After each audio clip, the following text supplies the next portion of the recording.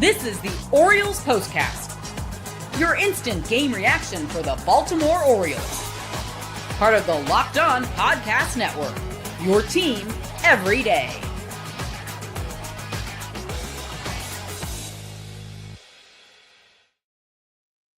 Good evening, everyone. 9:39 Eastern Time, and the Baltimore Orioles have done it again.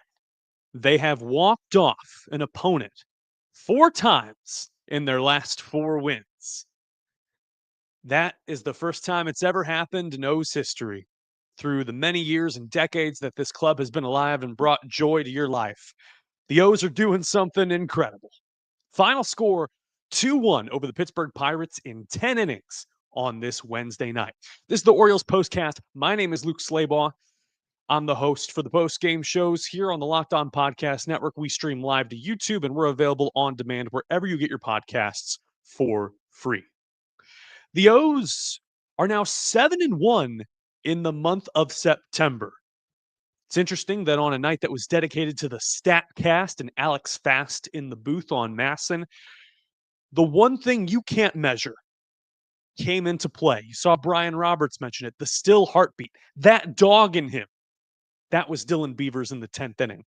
First career walk-off, and now we got to dissect how it happened. Time to reveal where the game was won or lost. It's the turning point. I'm seeing some comments now on YouTube that on a night where Paul Skenes was supposed to be the headliner and did carve up the Orioles, that somehow they are able to transcend and overcome those setbacks. Just imagine if this team, this bullpen grit, this hitting was here earlier on in the season. A team that's blown 19 saves. Let's talk about that heartbeat. We'll go bottom 10. Samuel Basallo was the automatic runner at second base. Jorge Mateo pinch runs. Pretty good move if you need to move him over. And that's what interim manager Tony Mansolino called. Colton Cowser comes up to the plate and shows bunt multiple times. Problem is the right-hander Kyle Nicholas for Pittsburgh couldn't place the fastball. They're taught very early on when someone squares around a bunt, you throw the fastball high. And Colton gets inside his head, in his temples, and he walks on 4 pitches. Sets up the force out, so if you're Pittsburgh, not the worst thing in the world. Daniel Johnson then, in the game for Dylan Carlson, playing a solid left field. He starts to do the same, squares around, and gets ahead in the count, 2-0. There's a mound visit. Henry Davis, former number 1 overall pick and catcher, goes out, talks to Nicholas. 1 strike later, high 4-seam fastball up and outside at 97 in the strike zone. Johnson perfectly places the bunt. Third base side, but shaded enough towards the pitcher's mound that Nicholas has to come down and try to play it on the bare hand. Everyone is safe. The bases are loaded. No one's out. The Pirates are in crisis. And who else comes to the plate but Dylan Beavers? Rookie outfielder in his 20th career major league game. Already stroked a double against Paul Skenes earlier in this game on an 0-2 fastball, mind you. He's feeling good. The composure, the pitch recognition, the on-base skills, none of that has been tainted since his promotion to the big leagues. 2-2 count, lays off a slider that falls in the dirt. The previous pitch, ball 2 as well, was also a slider in the dirt. Full count, fouls off a 4-seam fastball that's high and out of the zone, which could have been ball 4. But undeterred, 8th pitch of the at-bat. Nicholas fires inside, 98 miles an hour, 4-seam fastball, and Beavers drops the bat head on it. Down the right field line, fair. No challenge needed, like last night. It's an RBI single, clean and simple, and the O's win 2-1. It's their 7th consecutive series win over the Pirates at Camden Yards. They've never lost a home series to Pittsburgh since interleague play became a thing in the 90s. And it bails out Tyler Wells and the O's bullpen, elevates them. Because we'll talk about Paul Skenes there in the second block. He was certainly the draw. Second start off the IL from Tyler Wells. Right-hander coming off of UCL surgery. And man, he was nails. Let's talk about it. This is what you'll be talking about. Crazy. that Wells outlasts Paul Skenes, doesn't outduel him. He only gives up one hit. Problem is that hit is a solo home run. And in a game where the margin for error was razor thin, where you had zero latitude, couldn't make any mistakes against Paul Skenes and company, Wells fit the bill. He went toe to toe with the pitcher who most likely deserves the NL Cy Young. 1-2-3 first inning for Wells, strikes out leadoff man Jared Triolo on a slider, down on a full count, and continues to get really good whiffs from there. Let's take a look at Baseball Savant and pull up the final line from tonight. In terms of whiffs, Tyler Wells leads Paul Skenes and the rest of the pitchers. 14 whiffs for the right-hander in his second start off the IL. Let's break it down piece by piece. In terms of whiffs, 14 total, 4 on the four-seam fastball, 3 on the change, 3 on the slider, and 3 on the cutter. Just one lone whiff on the curveball. That is a swing and a miss. To be honest, I don't have a whole lot to add to that. Top of the third, struck out the side, got Cam Devaney on a slider, Juwan Bay on a cutter high, and Henry Davis, the light-hitting former number 1 pick, on a high four-seam fastball. Starts out the outing 9 up, 9 down, and 8 whiffs through those first 3 innings. He gets the leadoff man Triolo to ground out to third base. Nice pick on the backhand by Jeremiah Jackson to lead off the top of the fourth. And just when you start to craft the narrative, then maybe Tyler Wells has got something on Paul Skenes. Maybe he'll outduel him. It's Spencer Horwitz, the Maryland native. Gets a cutter low and in, right in his wheelhouse, left-handed hitter. Home runs to the flag court, his 8th of the year, made it 1-0. And that was the only error that Tyler Wells made all night. Pitches into the 7th inning, records an out in the 7th inning for the first time since June of 2023 against the Blue Jays, if memory serves. And impressed. Again, not to put myself on a soapbox here, the goal for Tyler Wells, Kyle Bradish, etc. Get out of this puppy healthy. Don't put too much mileage on the arms. Make sure you're feeling good. The stuff plays. Come back to whoop some butt in 2026. Pivot this puppy real quick. 6 2/3 for Tyler Wells. He's lifted after 89 pitches, 1 hit and 1 earned run on the home run, only 1 walk allowed to Juwan Bay in his final inning, and 6 strikeouts. Absolutely no problem with him getting pulled there in the 7th. I think Mansolino handled that really well. It's starting to mist at this point, like it's raining, kind of a iffy weather, and Sean Dubin gets that final out very quickly. Gets O'Neal Cruz to ground out on a changeup. Absolutely no problems there. Coming up, we'll reward our player of the game. Should be obvious. And we'll go through Paul Skenes, some disturbing trends on the O's hitting side before that juicy bottom of the 10th. And we'll get in and out of here real quick. YouTube has been crippling us lately. Crippling us. Like that episode from last night with Samuel Basayo hitting the walk-off single, like that is still processing on YouTube. Like it's getting views, but it's a whole cluster. And we will talk about that after the break. This is the Orioles Postcast. Stick with us.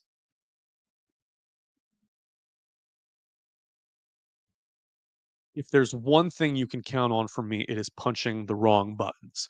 But you know who's punching all the right buttons? It's FanDuel. NFL season is well underway. How about those Chicago Bears? Right now, new customers with FanDuel can bet just $5, and if your bet wins, you'll get $300 in bonus bets to use across the app. It's quick, it's easy, and the best way to add a little more energy to your Sundays. Make sure you're going out, having a fun time, having a responsible time. If you're ready to play, download the FanDuel app now by visiting FanDuel.com to get started. That's FanDuel.com to place your first $5 bet. Oh no, we've got ourselves a new overlay that we have to download real quick, live on the air, and put on the episode. Process. Play the Jeopardy music if you have to, because we got a new sponsor on this show. If you need thick hair, if you want to look like this, muy guapo, it's Nutrafol.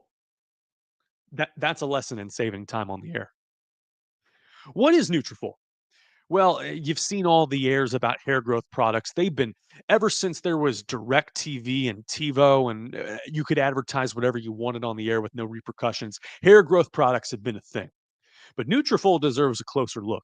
It is the number one dermatologist recommended hair growth supplement brand, trusted by over 1.5 million people. It's a supplement clinically tested that targets the root causes of hair thinning and shedding with a proactive approach. And you can feel good about using it knowing that Nutrafol is NSF certified and backed by peer-reviewed studies. Simple to add to your day, 4 pills with a meal.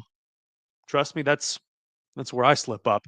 Eat with this. 4 pills, no prescription needed. See thicker, stronger hair with less shedding in just 3 to 6 months with Nutrafol. For a limited time, Nutrafol is offering Locked On MLB listeners $10 off your first month subscription and free shipping when you go to Nutrafol.com and enter the promo code Locked On MLB. That's Nutrafol.com, promo code Locked On MLB. I don't need to squeeze in another overlay for Game Time. They've been here forever. Baseball games like tonight, got to get in on the crowd, feed off the energy. That's 4 straight wins via the walk-off. First time in franchise history. And with Game Time, all the kerfuffle, all the stress to get in and out of the game, it's gone. Game Time gives the advantage back to fans. Game Time is fast, easy, and backed by the Game Time guarantee. You'll always get 100% authentic tickets delivered on time at the best price. Plus, all fees are included, so the price you see is the price you pay. It's faster, cheaper, and less stressful than any other way to buy tickets. Download the Game Time app, create an account, and use the code LOCKEDONMLB for $20 off your first purchase. Terms apply. Again, that's promo code LOCKEDONMLB for $20 off. Swipe, tap, ticket, and go. Download Game Time today.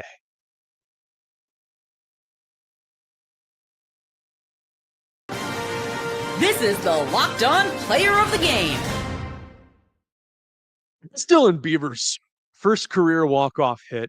It seems like all the young bucks are getting in on this. Samuel Basayo a couple of times, Jackson Holliday, and believe it or not, Dylan Beavers, the oldest Oriole to hit a walk-off this season at 24 years young. That'll do, Pig. That'll do. 2 for 3 with the game-winning RBI and a walk, and no easy task against Paul Skenes. This was a night where the O's strike out 12 times, and 8 of them against the right-hander. Paul Skenes discovered something, a revelation that some people take a lifetime to figure out in 2023. Sometimes the service academy is the wrong decision. And the Air Force Falcon defector went to LSU, broke Ben Johnson's SEC strikeout record, and became a phenom. Dated some famous gymnast as well. We don't care.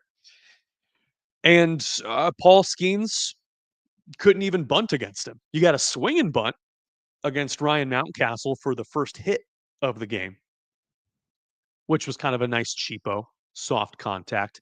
And then it was Beavers with the double, and that was all the O's could muster. Let's talk about Paul Skenes for a second. 23 years old in his second season, 12 whiffs tonight, just second to Wells' 14. Half of those on the four-seam fastball, sitting comfortably at 97 and 98. It's known to be a tick or two higher in velocity. What we do know is that the run value, which is an advanced stat, is tops in the majors, tied with Brian Wu of the Mariners and then Ryan Nelson of the Diamondbacks. And 4 whiffs on the sweeper. He also has a top 10 run value with that pitch, actually 4th best in baseball. And he gets the strikeouts early and often. Jackson Holliday, the leadoff man, can't catch up with a 98-mile-an-hour heater. We mentioned the Ryan Mountcastle infield single to lead off the bottom of the second. 2 very different approaches here. Mountie just happy to get on base. Samuel Basayo falling into that trap, baited by a middle fastball, grounds into a 6-4-3 double play. Then the likes of Dylan Carlson, for example, striking out on the high four-seam fastball in at 97.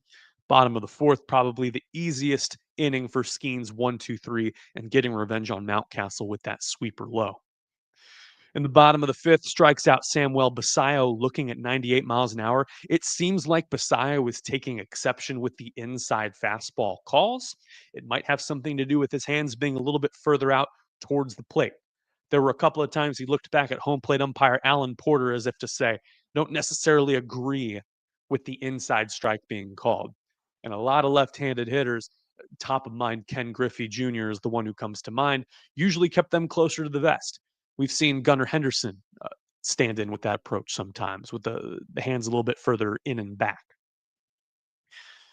Dylan Carlson strikes out to end the fifth on a four-seam fastball, 98 miles an hour and high. Skenes is pulled after 64 pitches. This might have something to do with the load management theory. The Pirates do not appear to be preparing for the playoffs. In fact, they will miss it. They will 100% miss it.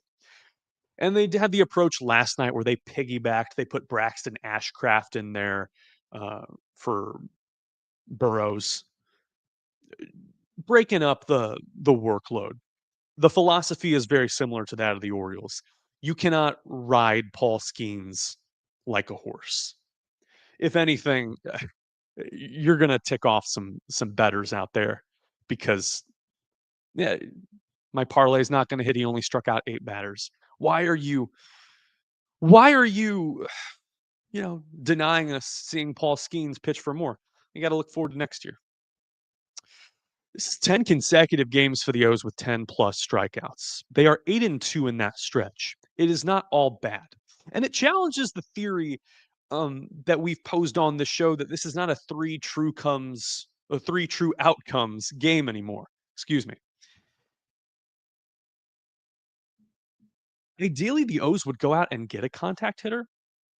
If you can name the only O's players this season who played every day with a sub 20% strikeout rate, which means they struck out fewer than 1 out of 5 times, you would have Adley Rutschman, who is injured, and Ryan O'Hearn, who is gone. Not saying that Ryan O'Hearn had the best stroke in the world himself. He certainly had a career season here and improved very well with the Orioles compared to where he was. In terms of weighted runs creative plus, the only healthy player right now who's over league average is Gunnar Henderson.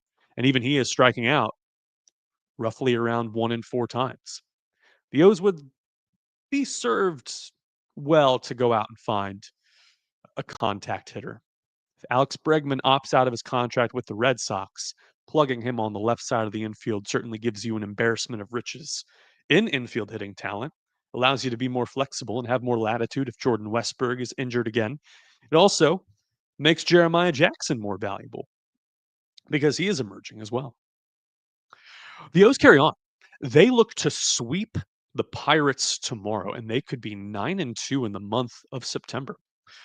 It's a 105 first pitch on Masson Eastern time. It's left-hander Cade Povich going up against right-hander Johan Oviedo, former Cardinal legend. 5 starts this year. He's 2-0 with a 2.70 ERA. Povich 3-7, pitching to a 5.16 tune. Hopefully, he can have a good showing here at Camden Yards as the season starts to wind down. Really appreciate you guys tuning in here. What a walk-off win. Happy that you all were able to tune in. Listening, of course, on demand wherever you get your podcasts. Final score tonight, the Baltimore Orioles 2 and the Pittsburgh Pirates in 1. The Pittsburgh Pirates 1. O's 2, Pirates 1. Good night. Stay safe. I'll see you right back here tomorrow night.